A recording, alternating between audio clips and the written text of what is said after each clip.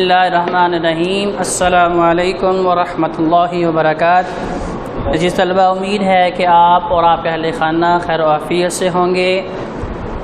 جماعت ناہم اسلامیت لازمی، اس کا قرآنی حصہ جسے ہم نے فہم قرآن کا نام دیا ہے، اس میں سلیبس میں سب سے پہلے سورہ انفال ہے۔ تو غزوہ بدر کے حوالے سے گزشتہ لیکچر میں کچھ خاص باتیں آپ کی گوش گزار کی تھیں کہ وہ کیا پس منظر تھا اور کیا اسباب اور وجوہات تھیں جن بنا پہ غزوہ بدر رونما ہوا۔ اس حوالے سے چونکہ اللہ رب العزت نے بدر کے مقام پہ چند مٹھی بھر 313 مسلمانوں کو فتح عطا فرمائی، اور یہ پہلا موقع تھا جب مسلمانوں کا حوصلہ بڑھا، ان کی ہمت بڑھی، اور انہیں پتہ چلا کہ وہ واقع ہی حق پر ہیں، اور حق جب آ جاتا ہے تو باطل کو مٹنا پڑتا ہے۔ تو اس فتح کے ساتھ اللہ رب العزت نے مسلمانوں کے تقوی کو اور ان کے توکل کو اور ان کے بھروسے کو اور زیادہ کر دیا، تاکہ ان کے ذہنوں میں اگر کوئی شک شبہ بھی تھا وہ ختم کر دیا جاتا۔ تو یہ موقع تھا جب مسلمانوں کو مال غنیمت حاصل ہوا۔ تو جس طرح سابقہ قوموں میں، سابقہ نبیوں میں قربانی اور مال غنیمت کا طریقہ کار یہ تھا کہ اسے کھلے میدان میں رکھ دیا جاتا تھا، آسمان سے بجلی آتی تھی اور جسے جلا کے راہ کر دیتی تھی وہ سمجھا جاتا تھا کہ یہ صدقہ اور قربانی قبول کر لیا گیا ہے، اور اس میں سے مسلمان جو تھے، اس میں سے جو نبیوں کے امتی تھے وہ فائدہ نہیں اٹھا پاتے تھے۔ لیکن اب مال غنیمت امت محمدیہ علیہ السلام کے لیے حلال کر دی گئی ہے۔ تو اس موقع پہ پھر انہوں نے سوال کیا، یسألونک عن الانفال۔ قرآن مجید میں 33 مقامات ہیں، 33، جہاں پہ لوگوں نے سوال کیے اور ان کے جواب اللہ کا الحاکمین نے قرآن کی صورت میں عطا فرمائے۔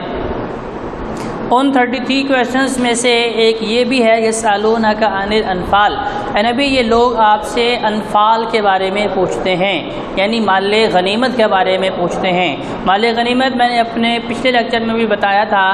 کہ وہ کفار، وہ دشمن جو مال چھوڑ کے بھاگ جاتے ہیں اور وہ مسلمانوں کو فتح کی صورت میں حاصل ہوتا ہے جنگ میں سے،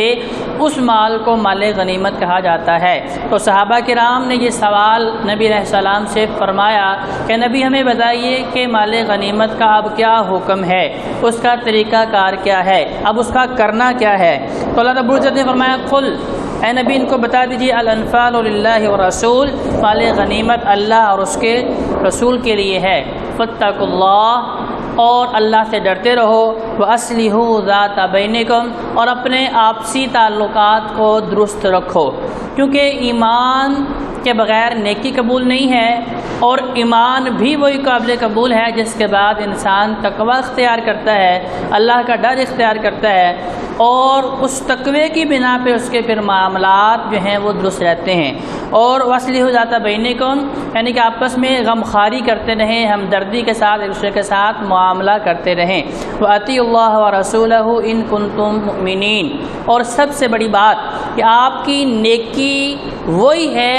جو نبی علیہ السلام کی سنت کے ماتحت ہے۔ اگر آپ کوئی بھی کام، چاہے جتنا مرضی خوبصورت والا ہو، بظاہر جتنے مرضی خیر والا ہو، بظاہر اس میں آپ کو جتنے ہی لوگوں کے لیے فوائد نظر آ رہے ہوں، اس وقت تک وہ نیکی تصور نہیں کیا جا سکتا جب تک وہ نبی اور اللہ کی اطاعت کے ماتحت نہ ہو، اللہ اور اس کے رسول کے اسوہ اور طریقہ کے مطابق نہ ہو۔ تو یہاں پہ یہی فرمایا جا رہا ہے، وَأَطِیعُوا اللَّهَ وَرَسُولَهُ، اللہ اور اس کے رسول کی اتباع کرنی ہے، اطاعت کرنی ہے، اگر تم اپنے آپ کو مومن سمجھتے ہو۔ دوسری آیت، إِنَّمَا الْمُؤْمِنُونَ الَّذِينَ إِذَا ذُكِرَ اللَّهُ وَجِلَتْ قُلُوبُهُمْ، اب مومنوں کی چند اوصاف ذکر کیے جا رہے ہیں، ان کی چند نشانیوں کی طرف جو ہے نشاندہی کی جا رہی ہے۔ کہ مومن وہ ہیں جب ان کے سامنے اللہ کا ذکر کیا جاتا ہے ان کے دل ڈر جاتے ہیں، ان کے اوپر ہیبت طاری ہوتی ہے۔ وَإِذَا تُلِيَتْ عَلَيْهِمْ آیاتُهُ زَادَتْهُمْ ایمانا، اور جب ان کے سامنے قرآن مجید فرقان حمید کی آیات پڑھی جاتی ہیں، تلاوت کی جاتی ہیں، ان کا ایمان بڑھ جاتا ہے، بام عروج پہ پہنچ جاتا ہے۔ وَعَلَىٰ رَبِّهِمْ يَتَوَكَّلُونَ، اور ان کی تیسری نشانی وہ لوگ اپنے رب پہ بھروسہ کرنے والے ہیں۔ یہ تیسری آیت کریمہ الذین یقیمون الصلاۃ ومما رزقناہم ينفقون، چوتھی اور پانچویں نشانی کہ وہ نماز قائم کرتے ہیں اور اللہ کی راہ میں خرچ کرتے ہیں، یعنی مومنین کے اوصاف بتائے جا رہے ہیں انفرادی طور پہ بھی اور اجتماعی طور پہ بھی۔ یعنی ایسا ممکن نہیں کہ آپ کہیں جی کہ میں لوگوں کے ساتھ تو بڑی خندہ پیشانی سے پیش آ رہا ہوں، میرا ان کے ساتھ کردار بڑا اچھا ہے، بڑی نرم لہجے کے ساتھ گفتگو کرتا ہوں، لہذا مجھے اب نماز روزے کی ضرورت نہیں، بلکہ یہاں پہ بتایا یہ جا رہا ہے کہ حقوق اللہ کا بھی خیال رکھنا ہے، حقوق العباد کو بھی ساتھ لے کے چلنا ہے۔ اگر آپ ان دونوں میں سے ایک چیز کو بھی چھوڑ دیں گے، ان میں توازن برقرار نہیں رکھیں گے، تو پھر آپ مومن نہیں ہیں۔ اولئک هم المؤمنون حقا، تو فرمایا جن کے اندر یہ ساری کی ساری نشانیاں، 5 نشانیاں موجود ہوں گی، وہی سچے مومن ہیں۔ لہم درجات عند ربہم، ان کے لیے رب کے پاس بلندیاں ہیں، درجات ہیں، رفعتیں ہیں، مہمان نوازیاں ہیں، ومغفرۃ، اور بخشش ہے، ورزق کریم، اور اچھے رزق کے وعدے ہیں۔ چوتھی آیت کما اخرجک ربک من بیتک بالحق، کہ جس طرح آپ کے رب نے آپ کو آپ کے گھر سے حق کے ساتھ نکالا تھا، ایک وقت آئے گا جب آپ کا اللہ آپ کو دوبارہ وہی مقام عطا فرمائے گا۔ تو یہاں فتح مکہ کی طرف بھی پیشن گوئی تھی کہ وہاں سے نکلنا اس بات کی علامت نہیں کہ آپ باطل پہ تھے یا آپ کے پاس جو تھا پیغام وہ سچ نہیں تھا، وہ کھرا نہیں تھا، بلکہ وہ صرف اور صرف حکمت کے تحت آپ کو وہاں سے نکالا گیا تھا، اور پھر عزت و آبرو کے ساتھ آپ کو وہ مقام دوبارہ عطا فرمایا جائے گا۔ وَإِنَّ فَرِيقًا مِّنَ الْمُؤْمِنِينَ لَكَارِهُونَ، کیونکہ مومنوں میں سے ایک گروہ ایسا تھا جو اس بات کو ناپسند جان رہا تھا کہ ہمیں اپنے گھر سے کیوں نکلنے پہ مجبور کیا گیا ہے۔